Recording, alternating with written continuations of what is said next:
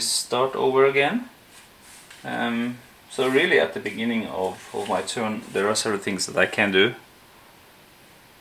I didn't explain this too well, but I could first now form sections and do field promotions. Then I can move equipment between soldiers and sections on the same card.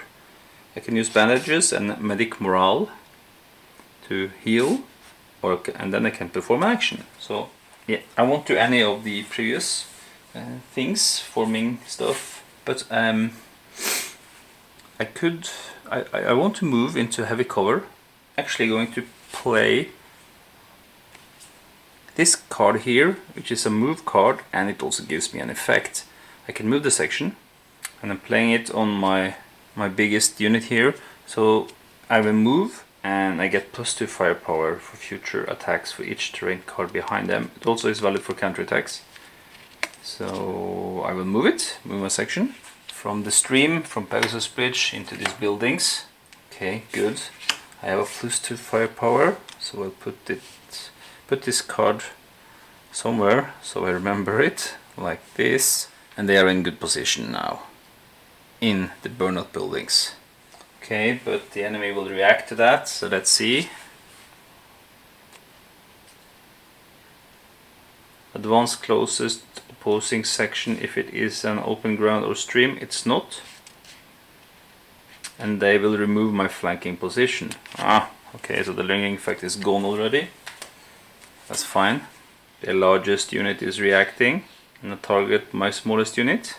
My smallest unit is quite far away. It's in burnout buildings on the other side of Pegasus Bridge on card number 2.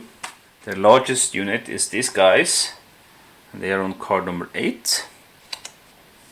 That's 6 cards away. They are actually going to attack me as a response. There's no snipers in place, so that's fine, but if there were a sniper, he will attack the leader of the section. They will attack with +2 firepower at the range of 6. At the range of 6, the medic doesn't have any firepower rating. Do have a firepower rating, the red one. Hamel doesn't.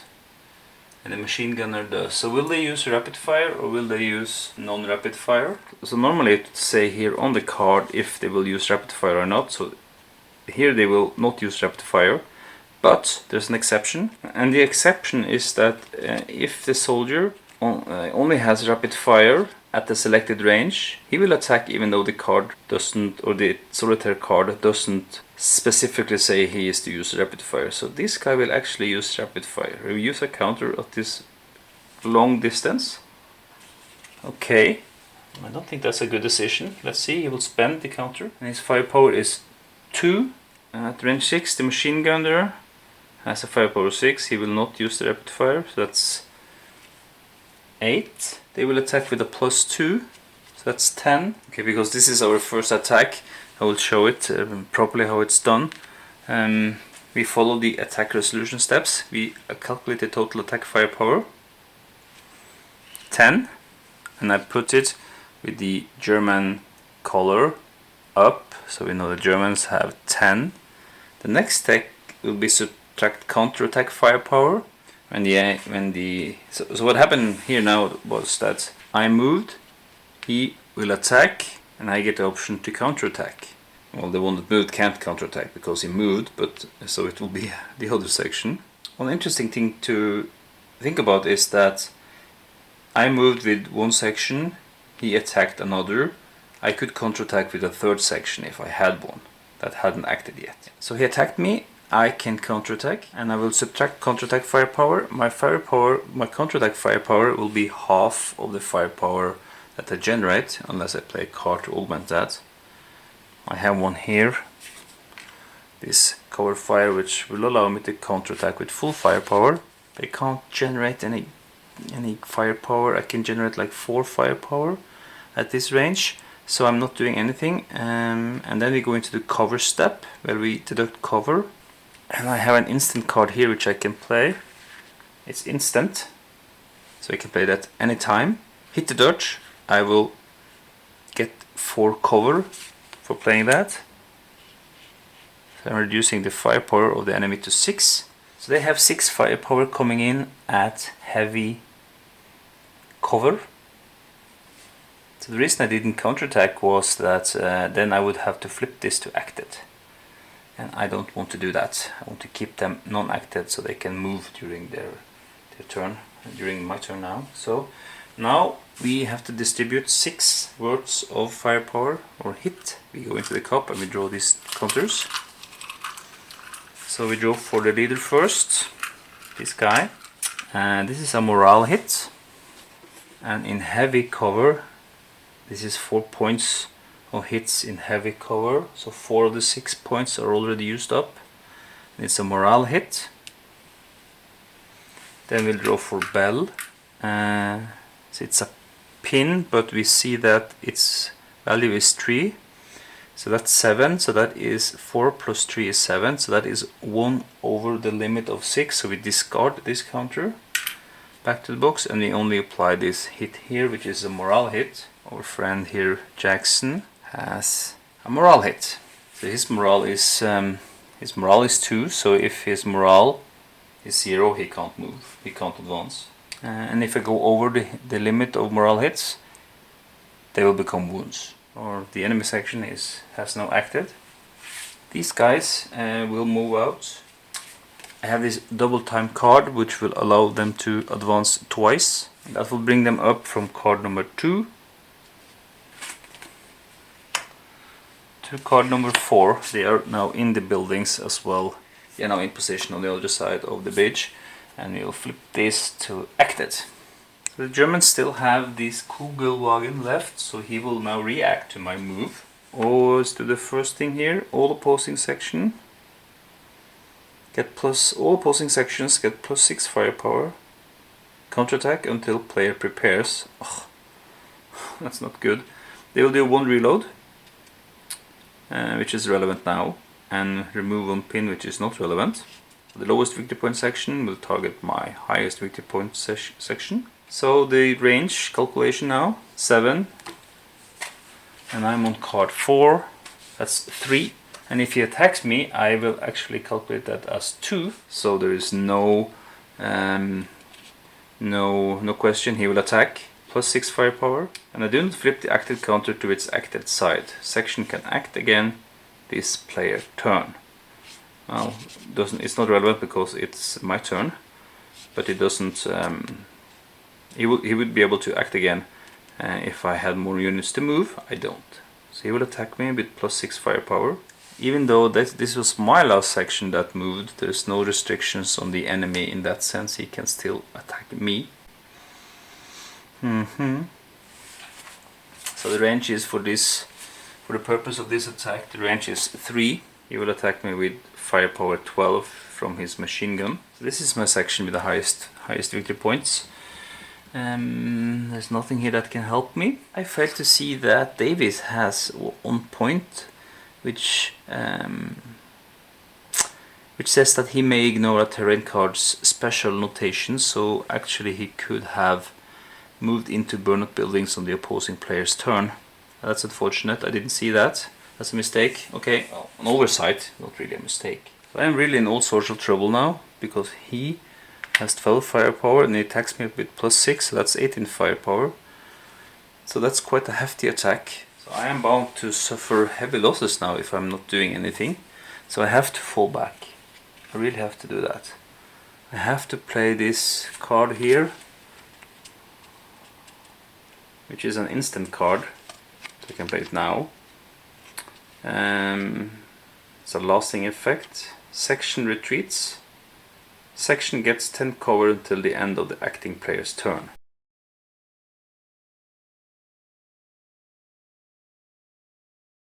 So I deduct 10 firepower, so they only have now 8 firepower. So they fall back on the stream. If I play my fallback on this section that has acted, the question is, can I do that? Well, normally instant action does not cost an action. So if they were not acted, there would be no question about it. I could do it, I could fall back, and I could act again with this unit. But they have acted already. There's no definite answer in the rules, and there is discussion online. There seems to be no clarification. I think I'm going to say that the instant action is not going to cost an action, meaning I can indeed play it on an active unit. I'm not sure this is correct. As I said, it's not in the rules, and I can't find any clarification online for this. This is one of the examples that the rule book is less than clear, unfortunately, in the thread. So I'm falling back to the stream, from the burnout buildings to the stream, with 10 cover, leaving me 8 cover. I'm now in light terrain and I have to draw, and I decide the order of the soldiers. I'm going to draw for Jones, Davis, then Robert, and the leader last. And I have 8 points left of firepower to distribute. There is no other cover here in the light terrain. Caught out in the open, I'm afraid. Jones, 3, he's wounded. I have 5 left. It's going to be Davis. 3, he's also wounded. And I have 2 points left.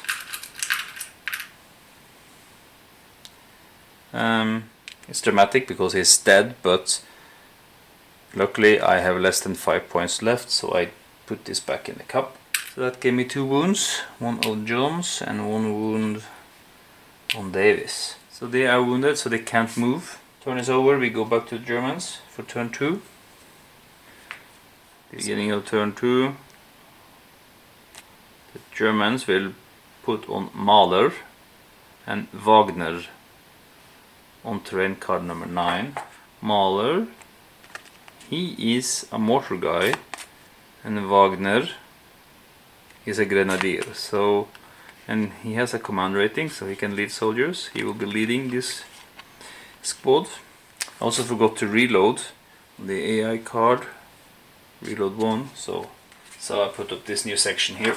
Beginning of the turn, they will advance any one of their sections, except the PAC 40, which is not come on yet. Normally you can't advance mortar sections, but the scenario rules override the solitaire rules. Actually, I'm going to let fate decide. I'm going to roll from 1 to 3. This is number 2. So Seagull gets a free advance onto card number 7, and we will see what the enemy is doing. I'm in all sorts of trouble now. I must select and discard 1 action card. If I have more than 1 action card, expend 1 equipment to force player to select and discard a second action card. So I will discard 2 action cards. The AI is using 2 equipments. Then there is 1 pin removal and 1 reload. I'm discarding these 2 cards. I only have 1 left. This is the only thing I have left. It's an attack card. Going on with the AI instruction. The farthest unit, that is the one that just came on, will attack my most pinned unit. I have no units that are pinned, so I get to choose. If the range is 4, they will attack. If it's more, they will advance. They will advance onto card number 8. Doesn't really matter which unit they choose. All of my units are more than 4 away. I can react to that. I could open fire. I could do that. Yeah, that's a good thing. I could open fire. I'm going to act with these guys here. And I'm going to target the biggest group they have. They're 3 cards away. They're on card 7, so, and I'm on card 4. And I'm going to use my mortar on my rocket launcher for 10 firepower. And I'm going to use this ammo again for 6 firepower. That's 16 firepower. Playing my attack card with +6. That's 22 firepower. So I decided to target these guys with my attack, and they will counterattack. And that means I have to draw a card. I will remove hits, 2 morale and 2 wound hits. They don't have any hits. I'm going to change that now. And they will always counterattack my attacking unit. The range is from 0 to 7. They will use 2 rapid fire and attack with +8 firepower. They are in high ground, so that means it's only 2 range. And they use 2 rapid fires. Which one? So the instruction says I must select the victory point value in the victory point value order, starting with the highest one. So this guy will use his rapid fire. He has 6 victory points. So it's either the medic or the grenadier. At this range he will have 8. The other one will have 12. So and then I'm going to select this guy. I get to choose 20 from the machine gunner. That's 28 firepower. Goodness, plus 12. 28 plus 12. That's 40 firepower. And they attacked with plus 8. That's 48 firepower. Oh my goodness. 48 firepower, which I need to half because it's counterattack. That's 24. And I attack with 22. So that means that they attack me with 2 firepower. Oh my goodness. That didn't go well at all. I really got hurt and I'm all out of action cards. This is not going well at all. All drawing hit counters. There's only 2, but and they're heavy, so the odds are they will have no effect. So we take a morale hit. No, sorry, I don't. He's in heavy cover, so no effect. And acted. So because he counterattack, he will now have acted. We can't do anything else this turn. So 2 sections from them have now acted. That leaves the wagon, and we'll see what it does. Flip opposing sniper counter. There's no snipers. There's no pin flanking removals. The most morale unit, it's going to be the Kugelwagen that's left. The closest enemy, it's the guy in the heavy cover. The range, it's 7 minus 4 minus 1 because of the high ground. So it's between 0 and 5. They will attack with plus 6 firepower. If they can, they use rapid fire. That's 12. The range is 4. It's 2, so 12 more. 12 plus 6, it's 18. I have no action card at all to help me. For their range 4, they can generate 6, 12. I'm going to react with these guys, but my reaction for the attack is really a prepare. Because I want to draw cards. I want to draw 4 cards. And hopefully I can have something that can help me out. So I do get a move out, which is an instant. I can play when I move. Obscured, a move card. Double time and stay low. Nothing there that can help me. I have to take 18 hits. But luckily it's these guys in heavy cover. 18 hits. I'm starting with this guy. Okay, so Bell, that's 4 hits for Bell. Morale hit, that's 4 more. Pin 3. Morale, we have 3 left, going for Bell. Okay, so I distributed the hits now. He got 3 morales in total, so he got, well, when the morale is 0, the cross is here, the next morale becomes a wound. So if he's pinned and gets another pin, it will be a morale. That's 2 morale. The next morale hit for him is going to make him wounded. The Germans have all acted with all the units. Me too. I also acted. And we are ready to start round 3. Yeah, I'm sorry to say that this is not going well at all. Well, we'll see how it goes next time. So join me for more of this Frontline D-Day from DVG. Oops.